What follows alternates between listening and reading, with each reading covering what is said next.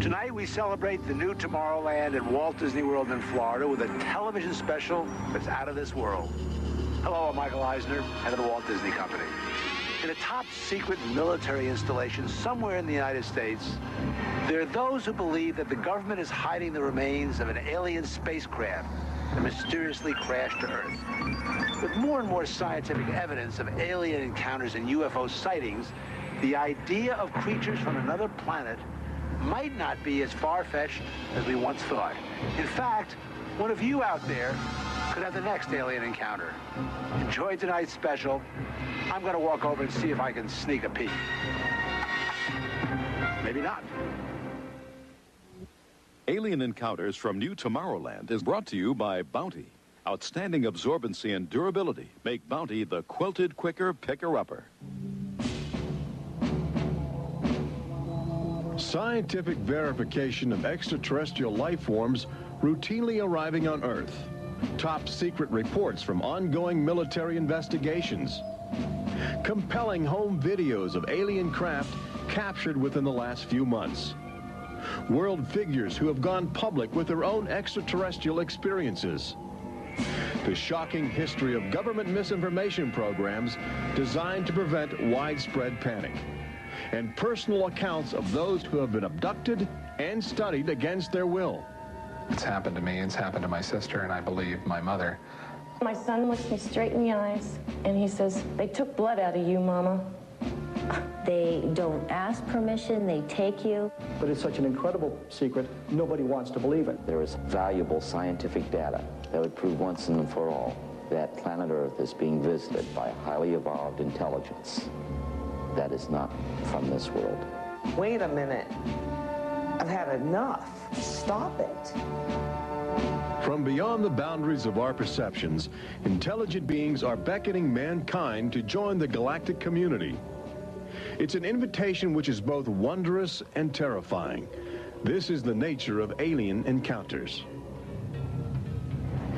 Mankind has the unique ability to ignore the obvious, especially when the facts reveal a disturbing truth. We once believed the sun revolved around the earth. When Galileo demonstrated the reverse is true in 1634, he was charged with heresy and placed under house arrest for the last 8 years of his life. The charges were later dropped, 342 years later. Now, as we approach a new millennium, mankind is in the midst of the most profound event in history, actual contact with intelligent life from other planets. For nearly 50 years, officials have been documenting routine alien encounters here on Earth. And thousands of people have seen or experienced this alien presence. Yet many others still refuse to acknowledge the obvious evidence all around them.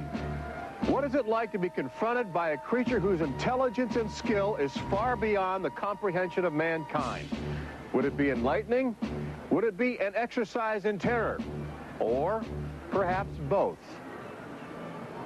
Here in the new Tomorrowland at the Walt Disney World Resort near Orlando, Florida, these concepts are brought to life as guests experience their own alien encounter, a sensory thriller from Disney and George Lucas. We'll give you a sneak preview later in the show. But first, we must prepare you for the future with some shocking insights from the recent past. Alien ships seem to arrive in waves. And if the last few years are any indication, planet Earth is experiencing a tsunami of sightings.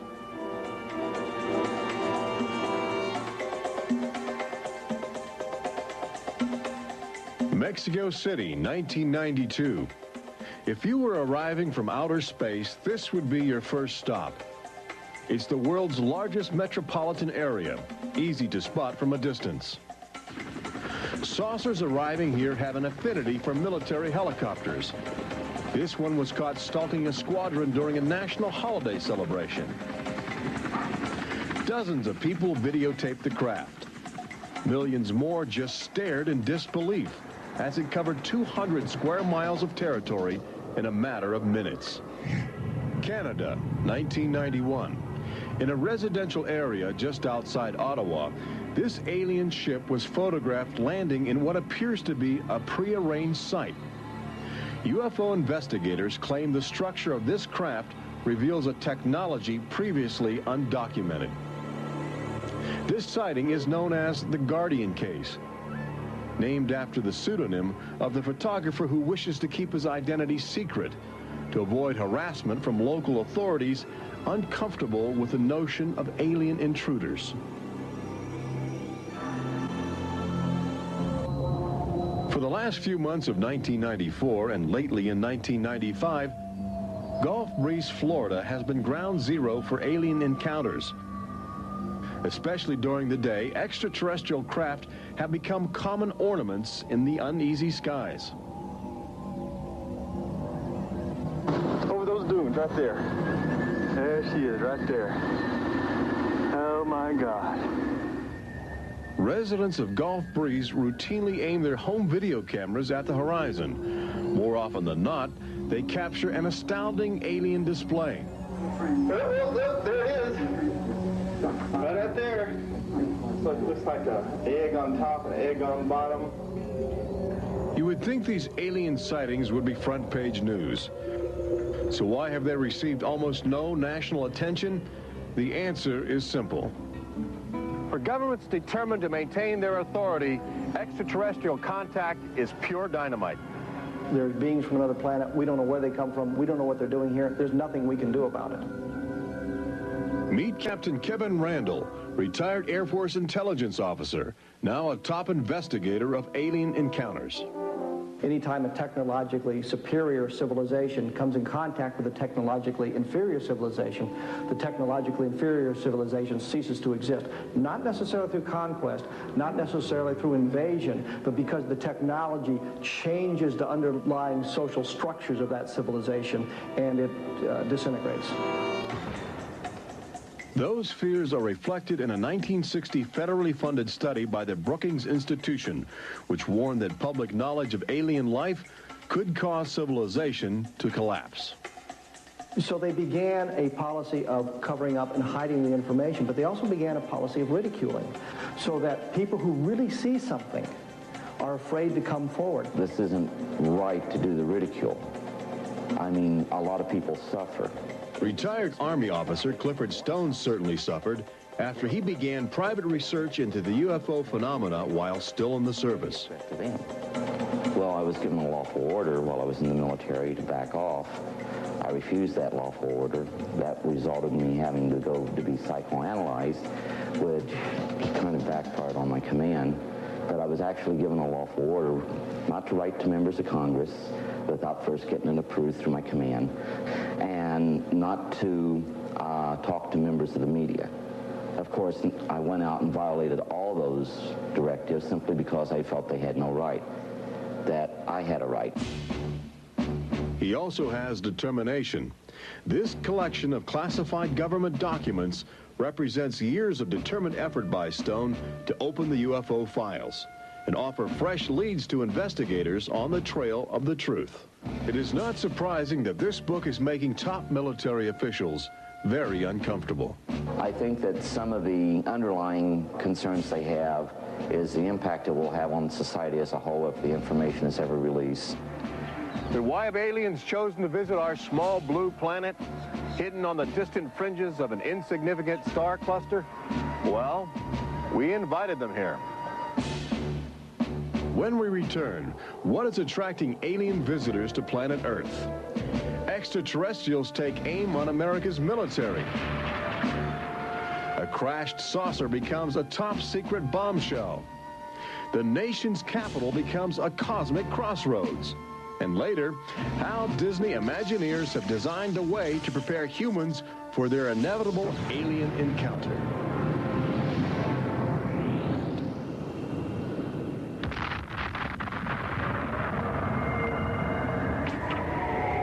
And I looked, and behold, a whirlwind came out of the north, and a fire enfolding itself, and the brightness was about it. Also out of the midst thereof came the likeness of 4 living creatures. And when the living creatures went, the wheels went by them. And when the living creatures were lifted up from the earth, the wheels were lifted up. For the spirit of the living creature was in the wheels. Ezekiel chapter 1. There have been reports of alien encounters throughout recorded history, often buried in the obscure poetry of mystics. But since the end of World War II, alien encounters have adopted a darker, more menacing demeanor. No longer just spirited lights dancing in the sky, UFOs turn more brazen, announcing themselves with surprising ferocity. Most alien activity on Earth in this century seems to have been sparked by the single most profound technological achievement in human history.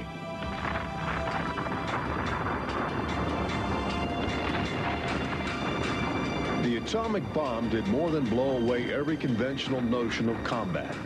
It also saddled mankind with the awesome responsibility of life and death for the entire planet.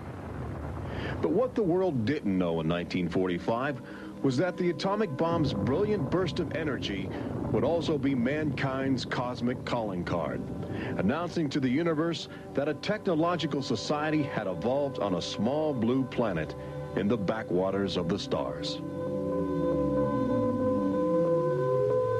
So as the world celebrated the war's end in 1945, aliens who heard man's atomic trumpet were already charting their course towards Earth, responding to our open invitation. As early as 1947, the large alien ships began to arrive, navigated by living creatures. Their advanced physics allowed them to traverse the galaxy and pierce Earth's atmosphere with amazing speed. The U.S. military immediately went on the alert against the unknown menace. Sightings were perceived as threats to the security of an America still reeling from the edgy consciousness of war. And the sightings were taking place all across the country. I glanced up and there were 3 flying saucers in a V with what appeared to be a dome on the top with, I can't be sure, but I believe I saw the sun glinting off of windows or observation portholes of a sort. I think it was from outer space, but friendly.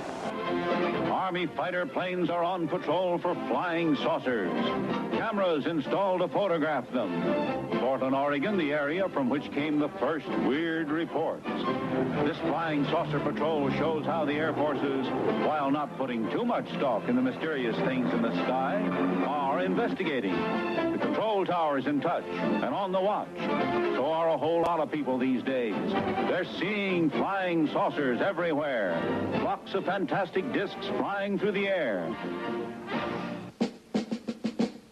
But the military finally had to admit that something was happening that they didn't understand, offering their first and only public statement on the UFO phenomenon. The recent sightings are in no way connected with any secret development by any agency of the United States. They weren't always called flying saucers.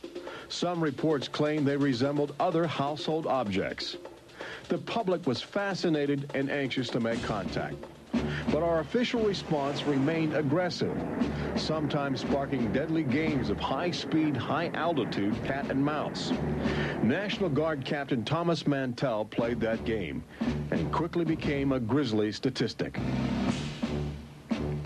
His last words, as Mantell soared at an altitude of 20,000 feet, are a chilling commentary on the power of the alien ships. I'm closing in to take a look. It looks metallic and of tremendous size. It's going up now as fast as I am. That's 360 miles per hour. I'm going after it. Moments later, Captain Mantell's mission had ended. Occasionally, the tables were turned. More than one alien craft crashed and was recovered for secret U.S. military research. The most famous case took place in July of 1947, just outside the community of Roswell, New Mexico. Famous because local officials openly admitted they had retrieved an alien ship before their commanders instructed them to keep the story confidential. What you can't explain, they reasoned, you must deny. July of 1947, the Army Air Forces at Roswell announced we had captured a flying saucer. You can say our government announced in July of 1947 they had a flying saucer. 3 hours later, they announced, no, it's merely a weather balloon. The officers at Roswell made a mistake. But our government has come forward and said, yes, we had a flying saucer. Then they took it back. Any one of your viewers can go back to the newspapers on July 8th, July 9th of 1947, and just front page headline after headline that the government had captured a flying saucer. Don Schmidt from the Center for UFO Studies in Chicago is convinced that the Roswell case is the linchpin in America's ongoing alien cover-up. We have over 550 witnesses. They were there. They handled the debris. They saw the craft. They saw the bodies. They handled the crew members of that craft. And invariably, they all say, this was not from this earth. This is the actual site where the Roswell saucer was discovered, along with the bodies of 3 extraterrestrial missionaries who didn't survive the collision. The debris and the dead were impounded and taken away for top-secret study, while a classified investigative committee called the Majestic 12 was organized by President Truman. And a government cover-up was initiated with a calculated disinformation campaign. The military, I know for a fact, has established what's called disinformation programs, officially sanctioned deception programs. This is covered by a regulation at Department of Defense level that's secret. This is the case with the unidentified flying objects. I cannot say that the Roswell incident was a cover-up, but I can certainly say that the government back then and today acted like it was a cover-up and has been subject to being accused of a cover-up. The flying saucer debris at Roswell was attributed to a downed weather balloon. There was no explanation for the alien body parts among the wreckage. Before long, other sightings were dismissed as optical illusions caused by electrified swamp gas, with elaborate demonstrations staged for newsreel cameras to back up the claim. But while the Pentagon refused to publicly admit aliens had arrived on Earth, their top-secret internal memos told a different story, even detailing the various ships and the creatures they had autopsied. Meanwhile, the American people fell in love with flying saucers, sensing something playful in their alien design. Before long, even the military seemed to fall under the trance of the UFOs. Government inventors began to mimic what they were seeing in the sky, in a strategy to stumble upon the secrets of advanced alien technology. These rare films chronicle those primitive efforts. At a symposium conducted by Princeton University, weird and wonderful flying machines developed for the Army go through their paces. The flying scooter, for instance, with only a 7-horsepower motor. Or this flying what have you. Just count your fingers after starting the fans.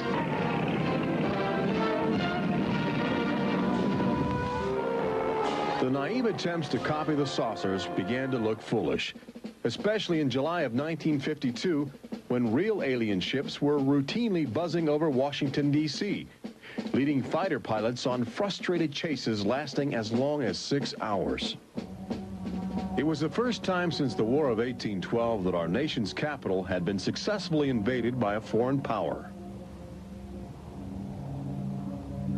By the early 1960s, UFOs were having a chilling effect on our defense operations. Their tremendous speed often caused them to be misidentified as incoming intercontinental ballistic missiles, putting American air bases on red alert. There needed to be some way for the U.S. and the Soviets to distinguish between nuclear attack and alien visitors. The weapon is installed in the Pentagon, but it's a weapon of peace.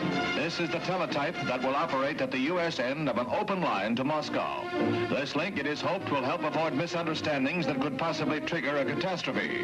Now, a president could be in touch with the Russian premier in a matter of seconds. The hotline between Moscow and Washington was set up so they could go ahead and make last-minute pleas that we're not attacking you and you're not attacking us. The purpose for this was to ensure that a nuclear war would not be touched off by a UFO appearing on the scopes and being mistaken for enemy aircraft. The hotline eased some international tensions, but it didn't halt the interaction between the military and the aliens, which continues to this day. November of 1975, essentially every SAC base in the United States was visited by UFOs. We have reason to believe that the UFOs went ahead and had some effect on changing the codes within the missiles, within the launch control facility, to change where the missiles would hit. 1976, September, Iran. 2 F-4s tried to intercept a UFO and shoot upon the UFO. The weapon systems of the planes go dead. The communication systems go dead. These are just 2 examples of cases which sound like they came out of science fiction, but in reality, they're from government documentation. Documents released by the State Department. Main engines up and burning. September 1991. Space Shuttle Mission 48. Commander Clayton and his crew point their cameras at the planet's horizon for a live broadcast to Earth. Many viewers noticed an alien ship playfully cavorting around the shuttle at tremendous speeds.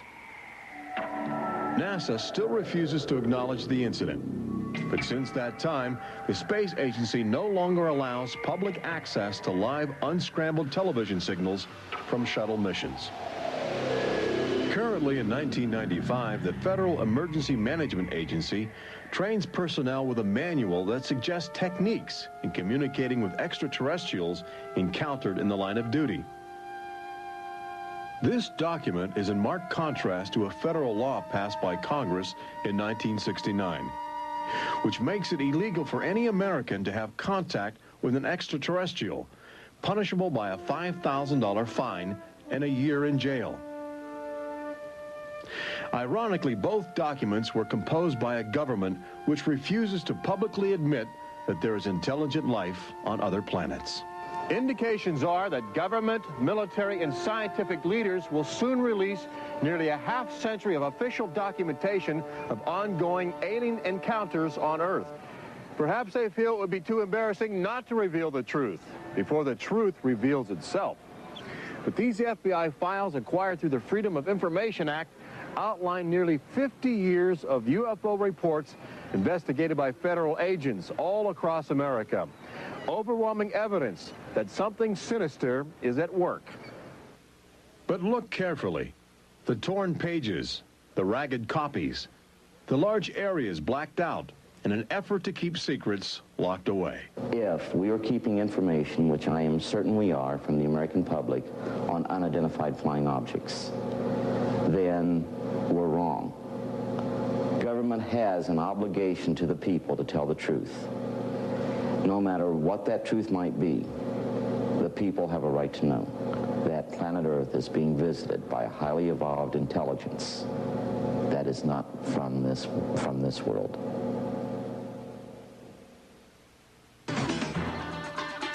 When we return, meet the people who have already experienced disturbing contact with creatures from another world. They don't ask permission, they take you. See how government is monitoring mutant life forms which have already staked their claim on planet Earth. And join Robert Urich on the fringes of the future in Walt Disney World's Magic Kingdom as Disney Imagineers prepare the public for their inevitable alien encounter. Encounters from New Tomorrowland.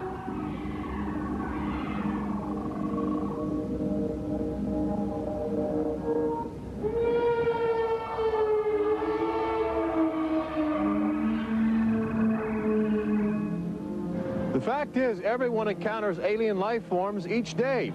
We've just become accustomed to ignoring the evidence. We expect the first visitors from outer space to arrive in flying saucers. But there are new scientific suggestions that the microbiotic organisms, which routinely invade human bodies in the form of viral disease, may have extraterrestrial connections. These minute alien life forms may very well be the advanced invasion force, leading the way to test Earth's environment for more complex and determined creatures.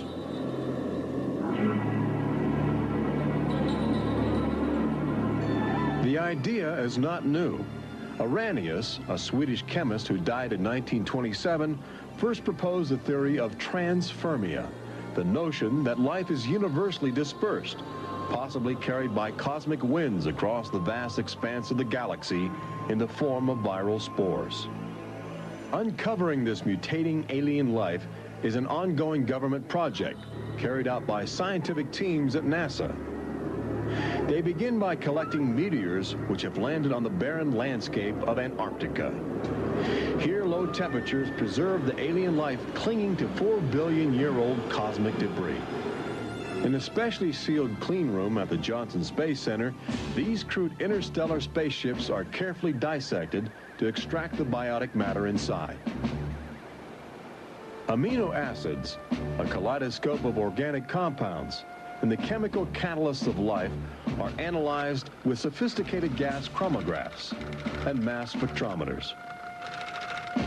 Life is plentiful in the universe and eerily tenacious. Lately, scientists have found extraordinary numbers of unknown organisms which have gained a biological foothold where we once thought survival would be impossible. They grow in deadly ammonia gas. They are resistant to ultraviolet radiation. They thrive inside the radioactive cooling systems of nuclear power plants. And they can even survive the vacuum of space, reanimating themselves when air and water become available. Riding inside the stone cocoon of a meteor, life can travel virtually anywhere, and a good deal of it lands on planet Earth. But just as we explore the genetic package of alien life, visitors from space are routinely examining human specimens, abducting men, women, and children in order to conduct disturbing biological experiments. Very, very few people who've had the experience are willing to talk about it publicly. There is such a kind of ridicule factor. Bud Hopkins, researcher and author of the best-selling book Intruders, is America's leading investigator into the alien abduction phenomenon and largely responsible for bringing the astonishing situation to the nation's attention. The most important thing about this, I think, in studying it is to realize that there are very distinct patterns. This is not just a box full of crazy experiences which are mutually contradictory. The patterns start this way. People are abducted first in childhood. When I go back into my memory, I don't know a day without them. And they are then re-abducted over many, many, many years. When I saw this light on the freeway, my first reaction was, oh my God, not again. I grabbed the side of my bed like, no, you're not gonna get away with this. You're not gonna get away with it this time. Then I feel lifted off of the bed, and the next thing that I remember is being on a table or a bench and these beings surrounding me.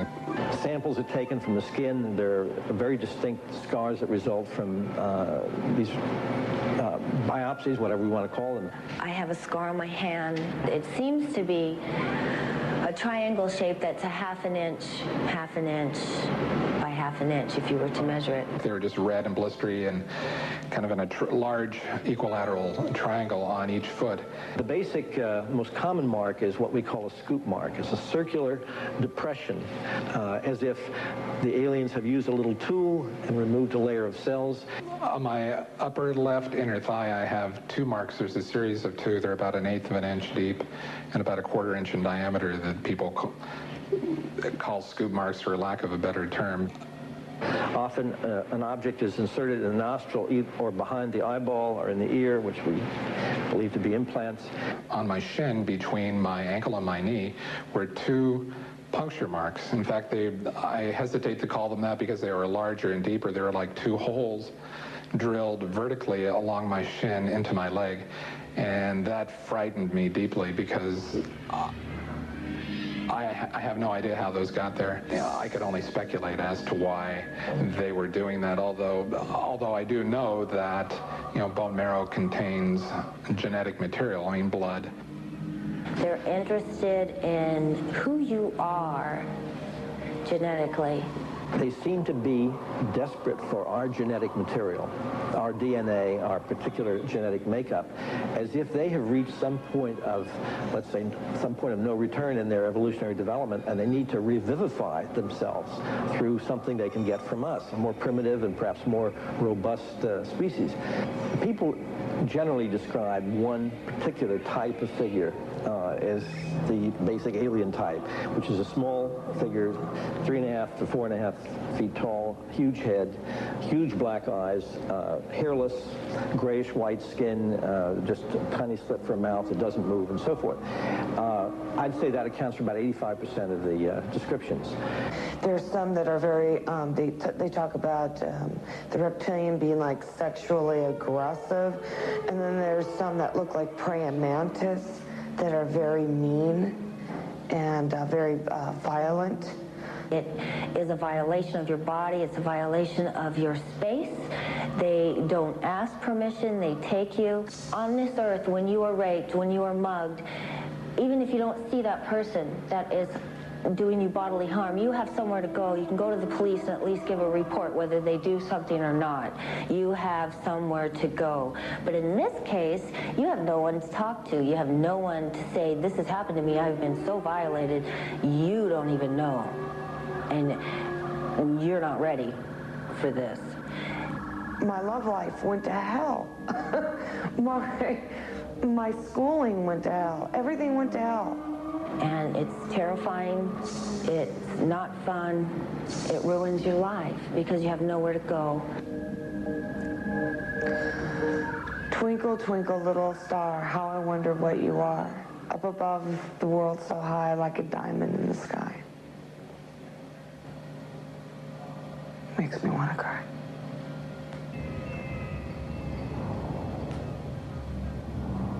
Part of the trauma involved in this is our government telling us that these objects don't exist. And I seem, and other members of my family, and other people seem to have these experiences.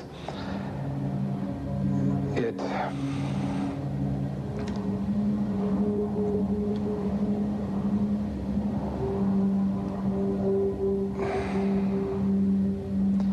makes you doubt your sanity. The range of people who have had abductions around the world, because it is a global phenomenon, is just, it's a total range. I've worked with people who are of Oriental backgrounds, African-American background, Hispanics. I've worked with one NASA scientist, a research scientist, who is an abductee, a police lieutenant from the South, doctors, lawyers. I mean, I've had, incidentally, 7 psychiatrists come to me because of their own personal abduction experiences. The phenomenon affects people from all walks of life. And it has a dramatic effect on families. Debbie and Terry know firsthand. Both are ongoing abductees with deep concerns about the chilling connections between aliens and their children. I thought this was mental illness. Then my son started speaking about little airmen coming into his room and taking us up, and there was even one point where he said, "They took blood out of you, Mama." He wanted guarding all the time. He wouldn't go to bed at night unless I slept with him. He was angry. And the other thing is he started setting traps. One night my husband came home from work and there's these little colored stones all over the garage. And Dale, my husband, said, "What is this for?" And he says, "Well, this is when the airmen come, they slip and fall on their butts." The interesting thing about children is a sort of innocence about their perceptions. I will present these cards of different heads, and there's Santa Claus, Batman, policeman, a clown, Ninja Turtle, an alien. what we do is to see how the child responds when we get to the alien face. And it can be extremely moving, because I've seen children just collapse when they see the drawing of the alien, crying, hugging their fathers or their mothers in terror. Well, she was 4 years old, and she was past bedwetting and all of that behavior. She was beyond that, and she'd never wet her bed. And when we moved to Banning, she started having nightmares every night and wetting her bed. And a couple of weeks ago, she had a bunch of scratches on her face, and she didn't have them when she went to bed. I said, what happened? And it was funny. The only thing I could get out of her was that she asked me, do aliens hurt you? And I went, what? And a woman told me, for instance, that her little girl, when she was first able to talk, would tell her about these nightmares of what she called the bugs coming in the room. And they were big bugs with big eyes. And again, there were some physical marks, all the surrounding evidence suggesting abductions. At one point, the mother, a few years later, was getting out of the car with her daughter at a shopping mall, and the Goodyear blimp was coming over. And the little child said, Mommy, look, don't you remember when you and I were up in that thing with the bugs? The last time I had a session, in that session I actually saw Lexi being escorted by two small grays. And it was very upsetting to me. I could not handle the fact that my daughter was being subjected to something that I had no control over. And when I think you have no control over something, that you're so helpless, it's like your child's drowning or something, and you can't save them. I feel like I'm going to go crazy because there isn't anything I could do for my son. I know. One of the most interesting things, too, from a child's point of view, has to do with the fact that communication is telepathic. One little boy drew on some drawings he'd made for me of the aliens. He put on the side of the head, each alien head, a gigantic ear, just one. And his mother said, what's that? And he said, well, Mommy, I know they don't have ears, but I put that there because, you know, they can hear everything you're thinking. When we return, Robert Urich takes you to the new Tomorrowland in Walt Disney World's Magic Kingdom, where Disney Imagineers are creating extra terrestrial excitement, preparing the public for cosmic contact with a virtual alien encounter.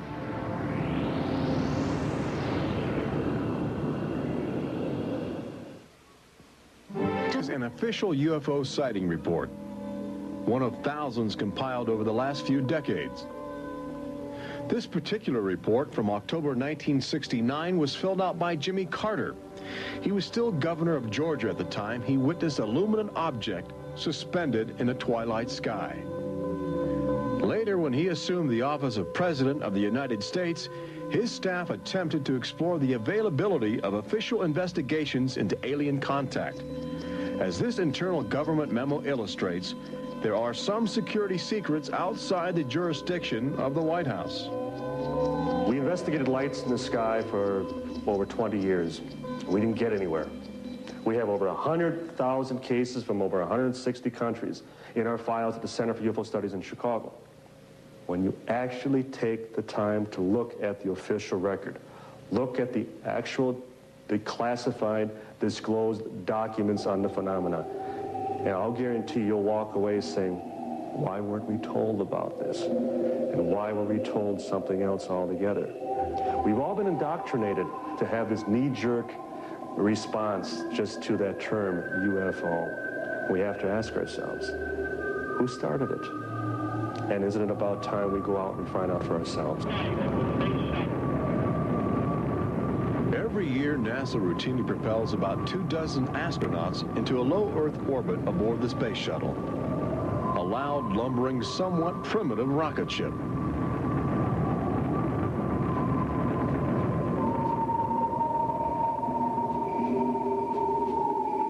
But most Americans will likely explore outer space aboard crafts of alien origin.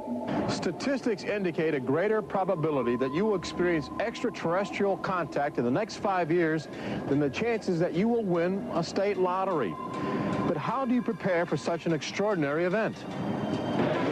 Here in the new Tomorrowland at Disney World, scientists and Disney engineers have brought to life a possible scenario that helps acclimate the public to their inevitable alien encounter. Welcome to the new Tomorrowland Convention Center in the Magic Kingdom, where humans can enjoy their first taste of the future, as well as advanced extraterrestrial technology, and begin to understand the disturbing facets of alien intelligence. Access Technologies, an interplanetary manufacturing and marketing conglomerate, is one of the first alien firms to take advantage of this showcase facility in new Tomorrowland, introducing humans to technology which promises to seize the future. Today, guests are exploring the concept of teleportation, the ability to transmit solid matter or living creatures across the endless void of space. Inside this chamber, at the extraterrestrial alien encounter attraction, cosmic representatives will demonstrate the secrets of a brave new world. Utilizing the ominous device, two very different life forms will make contact via the teleportation process. Unfortunately, high technology can backfire if operated by careless hands. As the seat restraints lock into place and the power generators are activated by anxious extraterrestrials, these happy humans are about to discover a disturbing truth.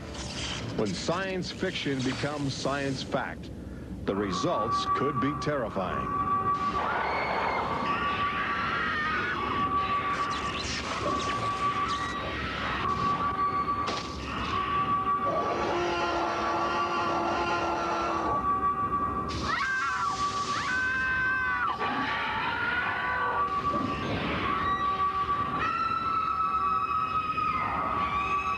Alien Encounter opens at Walt Disney World summer 1995.